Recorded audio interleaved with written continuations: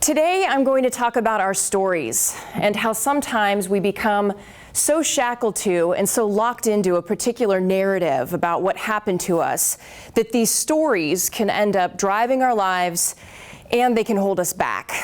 In my experience, remaining tied to a particular story, especially ones about trauma that we went through, can actually serve us in a particular way, even though that's hard to imagine right now. There's also usually a cost associated with dropping even the worst stories that continue to haunt us. If we can find a way to shift and to let go of telling these stories to ourselves and to others, we can find a freedom that can lead us to a more meaningful life in work, in love, and even creative endeavors. So I'll start with telling my story. When I was around 25 years old, I was a reporter working at a television station in Sacramento, California. And I was getting ready to go to work. It was a rainy day. There were many accidents, many flooded streets, and I was working a night shift, which isn't a traditional night shift that we think of working really late. It's more like you come into work in the afternoon, and then you work on stories as a reporter for the nightly shows like 6, 7, and 11 o'clock. And so as I was headed in, I figured I would be covering this particular story of this car accident that had happened earlier in the day on I-5 in the Sacramento area. Both sides of the freeway were shut down. Multiple people died. And I figured there would be, there were reporters covering the story all day, and I'd probably grab the story from someone else and cover it later in the evening. When I got into work, I found out that was the case, and my boss told me to study the notes from the accident and wait for the other reporter that was covering the accident earlier to come back. I was going to get her footage and then head out to the accident with a photographer myself and cover that story for the rest of the night. So I sat down at my desk and I started to go through the notes, and I looked up and saw different live shots that were going on different monitors in the newsroom from other stations. And this is really common in newsrooms because we always have to keep up with the competition and see what everyone else is doing.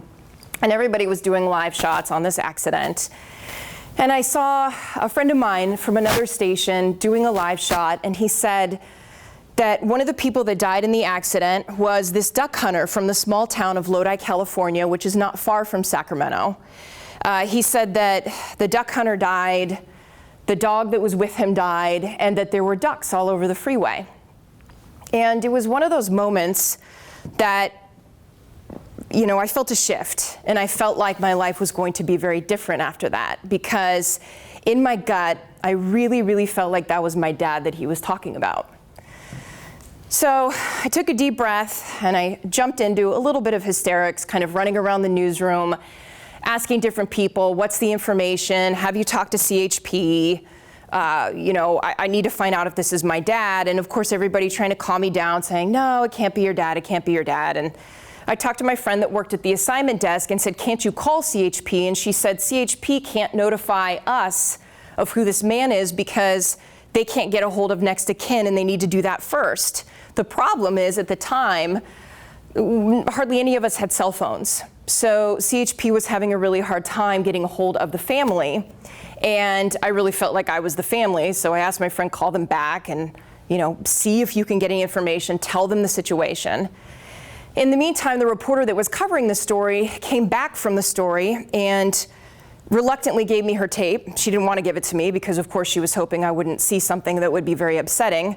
But I needed to see the tape and I needed to confirm what I was already thinking. And so I got the tape and I sat down in this editing bay and I'm scrolling through the footage, and it's the obligatory accident scene of flashing lights and a lot of smashed cars and this huge backup. And I scroll, and then I get to my dad's truck. It's very obviously his gray truck. The back is smashed, the front is smashed, the dog carrier is smashed.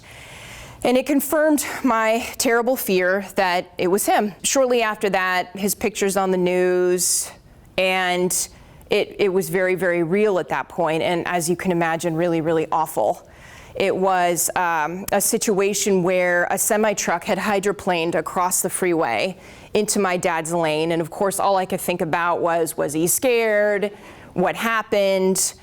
How did that, just kind of the whole thing of him going through that and how horrible that must have been.